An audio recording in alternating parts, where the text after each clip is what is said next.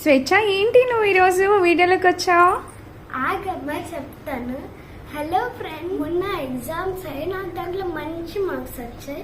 So మా mummy నా కోసం మటన్ బిర్యానీ ఇంకా చికెన్ జాయింట్ కర్రీ, మీలో ఎవరైతే చికెన్ జాయింట్ కర్రీ తినలేదో తప్పకుండా తినండి.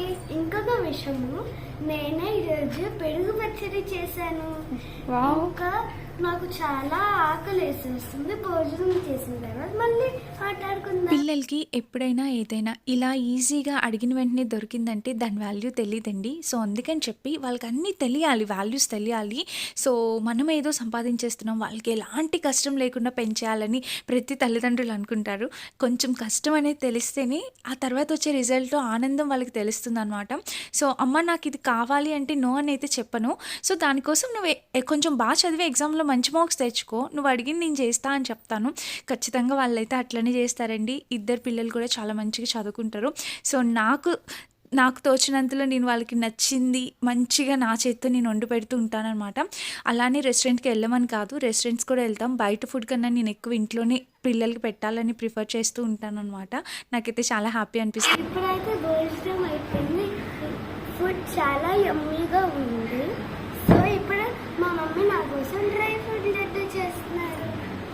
డ్రై ఫ్రూట్ లడ్డు ఎందుకు స్వేచ్ఛ అసలు?